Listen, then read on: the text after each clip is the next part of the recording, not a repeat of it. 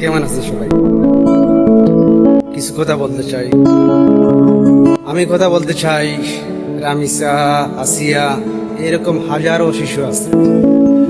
এরা শুধু একটা নাম না, এরা এই সমাজের হাজারো নির্যাতিত শিশুর প্রতিচ্ছবি, যাদের ছোট ছোট স্বপ্ন ছিল, মায়ের কোলে ঘুমানোর কথা ছিল, বাবার আঙ্গুল ধরে স্কুলে যাওয়ার কথা ছিল, কিন্তু কিছু নরপশু হিংস্রতার তাদের জীবন কেড়ে নিল নির্মমভাবে।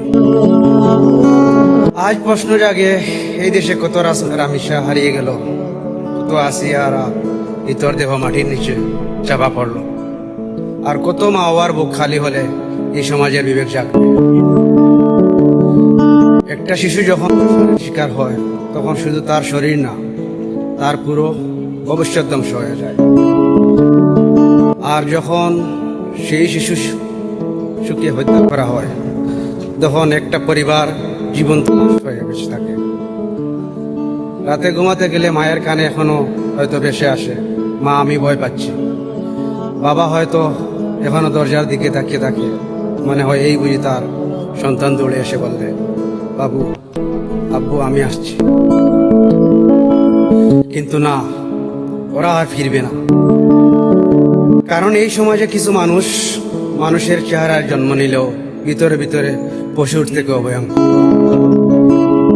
সবচেয়ে কষ্টের বিষয় হলো, ঘটনার পর কিছুজন মানুষ প্রতিবাদ করে, ফেসবুকে পোস্ট হয়, মোমবাতি জ্বালে, সংবাদ মাধ্যমে শোরগোল হয়, তারপর ধীরে ধীরে সব চুপ হয়ে যায়। কিন্তু যে মা তার সন্তান হারিয়েছে, তার কান্না কখনো থামে না।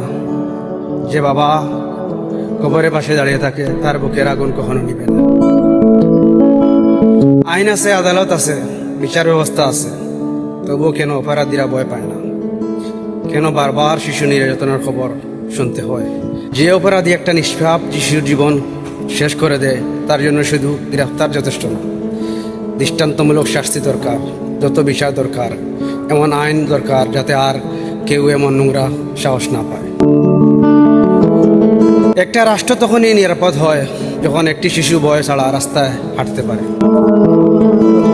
যখন মা তার সন্তানকে স্কুলে পাঠিয়ে আতঙ্কে থাকে না, যখন অপরাধীরা পরিচয়, ক্ষমতা বা টাকা দেখে বিচার থেমে যায় না।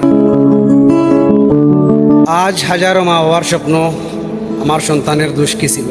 এই প্রশ্নের উত্তর কোনো আইন দিতে পারবে? কোনো সান্ত্বনা দিতে পারবে? না, পারবে না। কারণ সন্তান হারানোর কষ্ট পৃথিবীর সবচেয়ে ভারী কষ্ট। একটা কবরের সামনে দাঁড়িয়ে থাকা বাবা মায়ের চোখের পানি কখনো শুকায় না। আমরা এমন সমাজ চাই না যেখানে শিশুরা নিরাপদ না।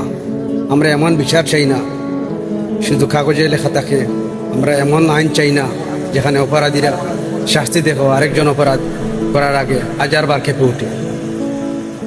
রামিসা, আসিয়া, আরো হাজার হাজার বাচ্চারা, তোমরা হয়তো আর ফিরে আসবে না, কিন্তু তোমাদের গল্প যেন এই সমাজকে জাগিয়ে তোলে, যেন আর কোনো মায়ের কুল খালি না হয়, আর কোনো বাবা সন্তানে কবর জড়িয়ে কান্না না করে।